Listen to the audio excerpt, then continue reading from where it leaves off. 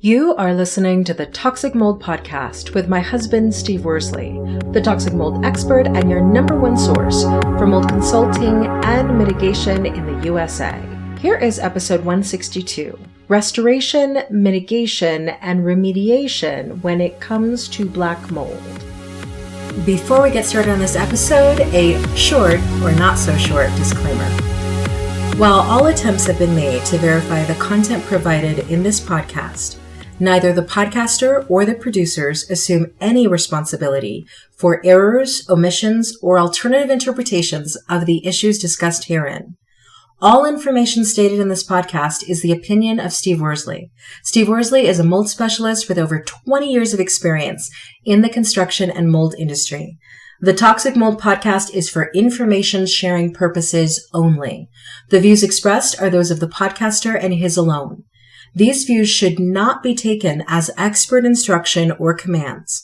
While there may be references to medical conditions and symptoms, all solo podcast episodes are the opinion of Steve Worsley, and any medical questions or concerns shall be addressed with the appropriate licensed medical professional or professionals. As the podcaster refers to different mold types, please be aware that Steve Worsley is not a microbiologist, and questions concerning mold specifics should be answered by the appropriate professional. The listener is 100% responsible for his or her own actions. You can check out Steve's books on Amazon about mold and dealing with mold in your home at amazon.com/author/Steve Worsley. And if you're interested in scheduling a mold consultation, over the phone consultation with Steve, you can be sure to find out more about those and his availability at cnccontractorservices.com. Now, let's get to the episode. Hello, everybody. Welcome to a brand new episode of the Toxic Mold Podcast. Steve, we are on episode 162. Yes. Yeah, this episode was supposed to be last week, so for all our listeners, I apologize. I had to have a medical procedure done, so for the first time since we started this podcast, we had to just take a week off. So, well, life happens. Yeah, just to say life happens. Life happens, so what can you do? I'm glad that we are back this week, and this week we are talking about restoration, mitigation, and remediation when it comes to black mold. Those are all like big fancy words. What exactly is the difference between those things? Well, by definition, mitigate means to minimize or reduce a hazard to make it less severe, whereas remediate and restoration means to restore things back to their original state. So, a lot of people say, well, how come you're not a restoration company? Or, why do you call it a mitigation company? I decided a long time ago, and a lot of it's preference on top of what we do, but I like to say we're a mold mitigation company, not a restoration company, because we don't do restoration. What is the difference between what's the difference between mitigation and remediation? Between mitigation and remediation? Mm-hmm. So for remediation, you bring it back to its original state. So if you go in and part of a roof is blown off during a wind and rain storm, all the rafters get wet, insulation gets wet, water leaks down through the ceiling, you would go in there and for remediation, you would fix everything. You would, once you tore out the sheetrock, you'd replace that. The shingles would be fixed, it kind of brings up something. Even as mitigation, we might not fix the roof that caused the moisture intrusion, but we do require it to be fixed. But anyhow, for a full restoration company, typically, once they're done, then everything's back to the way it was. Whereas what we do, the roof gets fixed, we come in, we remove all the moldy materials, we do the air scrubbers, all the fun stuff, and then we run air tests, and then we walk away. So there's still a hole in the ceiling, not a hole in the roof. We wouldn't, like I said, we'd make sure the roof's fixed. So that's the difference. And walk me through again, what is the difference between mitigation and restoration? Mitigation is to reduce the hazard, so meaning the indoor air quality concerns, or make less severe. Whereas restoration is you restore it back to its original state. So is remediation the same thing as restoration? In my opinion, yes. Okay, so here's... But a lot of companies, the reason I say I threw the restoration in there is a lot of our competitors are restoration companies. That's how they classify themselves. When, once again, it could be a play on words or however you want to say it. So what I'm trying to understand is where do the what you call the mop-up companies come into play? Do the companies that you call, when you wake up at 2:00 in the morning, you realize that your fully furnished basement is flooded? After, let's say you come back from vacation, you realize your fully furnished basement is flooded. And lots of people call immediately because they came home at 11 o'clock at night.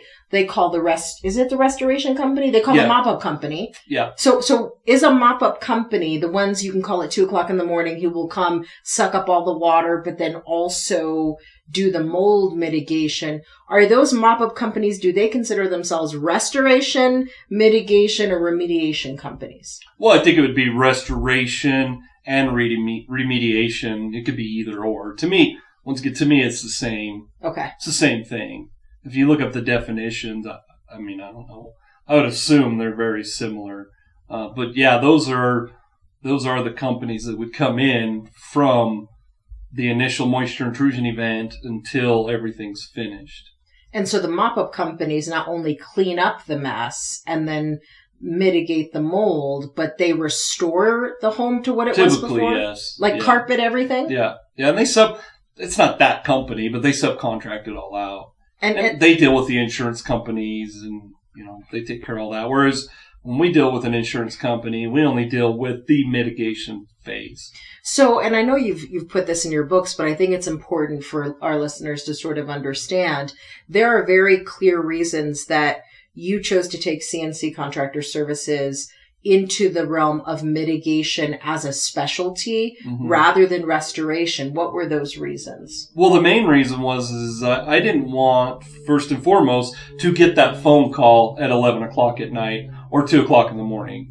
And honestly, our competitors, they probably don't take that call. It's just an answering service. Nobody's going to show up at 2 o'clock in the morning. And even if you called your insurance company, it probably goes to their call center. So anyhow, the reason that, on top of that, my main reason is the fact that it's very common to have that company that comes in to do the mop-up. Their job is to get in there as soon as possible. They need to be in there before 48 hours ends up, because it only takes 48 hours for the mold to start reproducing or become viable. We've talked about viable versus non-viable. But anyhow, if they don't do it properly, then it can turn into a mold infestation. Now, a restoration company, if they come in and they do the mop-up properly, there shouldn't be mold. And when I say properly, I mean that's drying out carpet pads, subfloor, wall cavity, air drying. I mean, it's complex if they do it right. It's not just you come in and throw in a dehumidifier and a fan. But anyhow, so they come in to do the mop-up. Well, then if it turns into a mold situation, a mold infestation, they do the mitigation. Well, in my opinion, that's a major conflict of interest. It's like the person that starts the fire is the one that puts it out. It's just not, in my opinion, it's not ethical. Our standards actually state that you shouldn't be doing that either. But like I said, the main reason is it's just a major conflict of interest, because a mop-up, let's just say a typical mop-up is about $5,000. That $5,000 mop-up could turn into a $20,000 mold mitigation job. And, I just don't feel it's ethical for CNC Contractor Services to do that and then try to explain, well, we could have missed something or whatever. We could have prevented that mold infestation. Absolutely. So really, it's about having a conflict of interest or an agency problem where obviously if the one company is the one who cleans up the mess, but they also know that they're going to get the mold job afterwards, there really isn't a benefit financially to them if they hurry up and clean everything. right as quickly as they can, because that would reduce the bid on the mold part. So there is a piece of this that seems unethical if the goal is to make the money from the mold, but you're also cleaning it up. There's a conflict of interest between those two. Okay. Yep. Yeah, okay. It's, it's, if you look at the medical side, it'd be like a doctor or an orthopedic not treating something in the early stages. If they treated it properly, it would prevent surgery. Instead, they wait until they have to do surgery, which is a higher ticket item. Correct. Now, am I saying our competitors do that? I'm not saying it's done on purpose, but does that happen all the time? Absolutely. The mop-up company ends up doing mold mitigation. Well, and the other piece of it is when you're focusing on working with a company that does all of it, A, they probably don't have a specialization in any part of it. B, the people they're actually having to do it, you said some of it's subcontracted out. So you can't really attest to the quality of every phase that they're doing. And then you don't really know, it's hard to track down, well, how did they do on the last job? Well, depends on who's on shift today, who's on shift tomorrow. Exactly. You're not getting a consistency of care. Right. Right. And our listeners know, I'm not aware of any company that does what we do at CNC, with consultations, writing books, this podcast. It's just, we have decided to take just a totally different path. And, the main reason, like I said, is because of that conflict of interest. And like you said, to me, it's, it's like the saying they say about a handyman. Jack of all trades, master of none. Yes. So we want to master the mold side. I'm not saying our competitors aren't masters of what they do. I'm not questioning that at all. But we want to master the whole mold aspect as far as how's it happening? What can we do to prevent it? I don't want our listeners to have to do mitigation. Of course, we make money doing that. But I'd prefer to never have to do mitigation. If we could get everybody to get on board to focus on prevention, we wouldn't have to worry about mold mitigation. So, whereas a lot of other companies, that's their bread and butter, making all that money. So, it's just something, the reason I want to do the podcast was to explain to our listeners what the difference is. Why isn't CNC Contractor Services like the competitors you see commercials about all the time? We're not ambulance chasers. We're not going to, stage how many ever units right before a hurricane, or we're not going to just hurry. Like right now, we're dealing with flooding in Yellowstone. We're not going to run, and we are SAM verified, so we are federal contractors. We're not going to run up there and say, hey, we could do all this mop up and then we'll fix the mold. That's just not how we operate. And I don't like to operate that way, if that makes sense. That does make a lot of sense. So you began walking us through an example of restoration. Walk us through what is an example of a mitigation job? How is that? So you talked about the roof example, which was restoration. If you were to take care of the mold and then replace the part of the roof, that's restoration. But what does a mitigation job look like? Well, the restoration would also be putting the insulation back in, putting the sheetrock and the ceiling back in. The only thing, if we were to do the mitigation, or what CNC Contractor Services does, we don't come in, and a better way I could have said it earlier is we don't come in until there is a known mold infestation. We're not there to do any mop-up. So for the mold mitigation, we would require, and there are times that we have to actually fix the defect that led to the moisture intrusion concern. It's not that often, but we do it if we need to. But let's just say we were going to fix that. We would replace whatever section of roof that needed to be replaced to prevent water from coming in. We would come in and we would do the mitigation phase, which would be, removal of sheetrock, removal of insulation, treat all materials, wood framing materials. That would involve, and our listeners know I don't go through our whole process, but we utilize a lot of equipment, such as air scrubbers, ozone machines, a lot of chemicals we do use. Obviously, we use all the proper PPE. And, more or less, once we're done with mitigating, and meaning getting rid of the mold concerns that we estimated, we run air tests and we're done. So when we're done, there's still going to be a hole in the ceiling. There's still going to be insulation missing. They still are going to have those things addressed. Okay, so then and also you said something really important.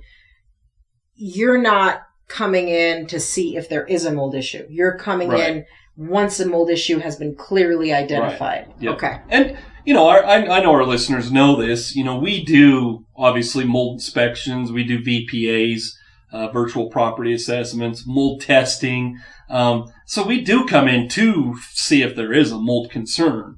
Now, if we are the company that discovers the mold concern per a visual inspection and air testing, it is always in our paperwork that we always recommend another company, so our competitors, to come in and give an estimate for mitigation.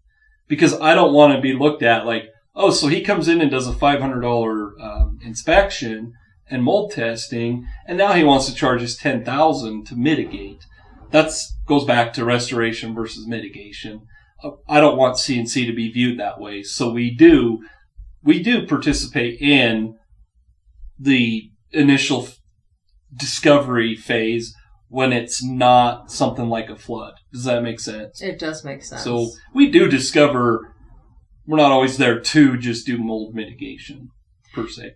So at the end of the day, it really sounds like you want listeners to understand that there is definitely a difference between restoration and remediation versus mitigation. Correct. And so when they're calling people to get somebody over to handle mold in their house, it's important for them to know the difference so they know who they're hiring. Right. Yeah, and that is a very important thing. And I'm very clear with our clients, not our listeners, but my clients when we do mitigation.